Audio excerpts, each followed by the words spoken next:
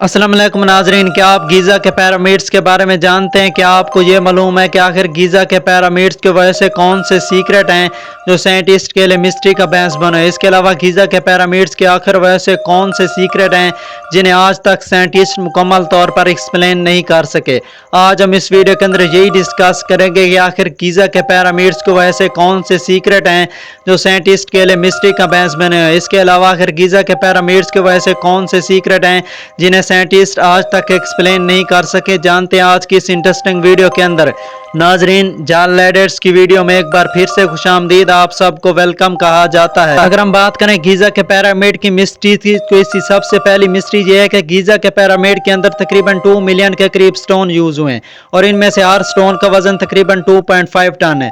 अब हमारे जहन में एक तरह का जरूर सवाल आता होगा कि आखिर उस दौर के लोग इतने बड़े पत्थर को कैसे उठाकर ले जाते थे, क्योंकि उस वक्त ना तो कोई पुल्ली का कंसेप्ट था और ना ही कुछ दूसरा ऐसा तरीका था जिसकी मदद से इतने बड़े पत्थर को आसानी के साथ ऊपर ले जाया जा सके। तो आज तक साइंटिस्ट के लिए ये बात भी एक तरह की मिस्ट्री का बहस बन गई।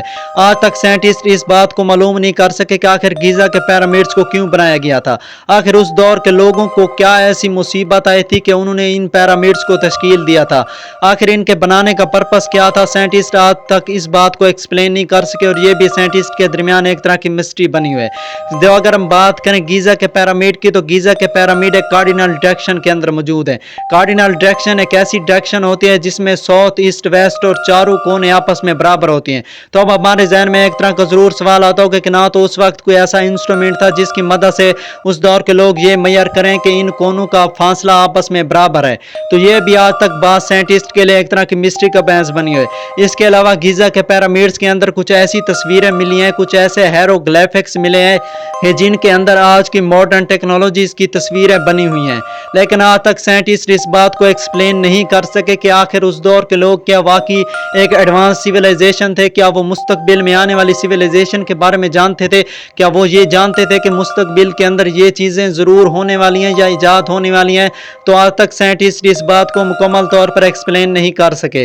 अब हमारे जहन में एक तरह का ज़रूर सवाल आता होगा कि आखिर गीज़ा के पिरामिड्स के पत्थर कहाँ से लाए गए थे, क्योंकि गीज़ा के पिरामिड्स के इर्द गिर्द तो तकरीबन सरा ही सरा है और कहीं पर हमें माउंटेन ऐसा नहीं दिखाई देता कि जिससे हम ये कह सकें कि आखिर जहां से पत्थर उठाए गए थे, क्योंकि 100 किलोमीटर के फासले पर गीज़ा के पिरामिड्स के इर्द गिर्द मुकम्मल तौर पर सरा है। तो आखिर आज तक साइंटिस्ट इस बात को एक्सप्लेन नहीं कर सके कि आखिर उस दौर के अंदर ये जो पत्थर यूज हुए थे, ये पत्थर कहाँ से आए थे।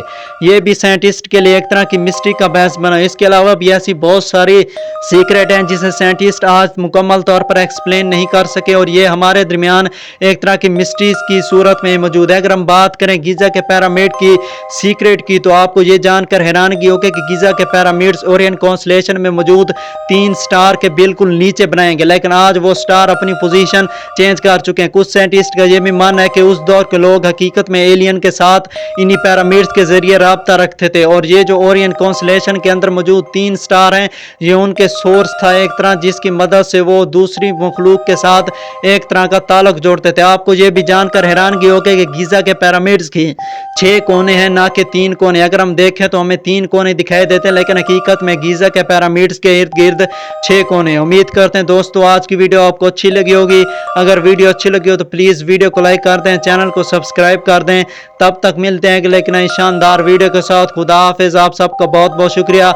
अगर आप गीज़ा के पिरामिड्स के सीक्रेट और मिस्ट्रीज के बारे में जानते हैं तो कमेंट सेक्शन में अपनी राय ज़रूर दीजिएगा, मैं आपकी राय का इंतज़ार करूँगा।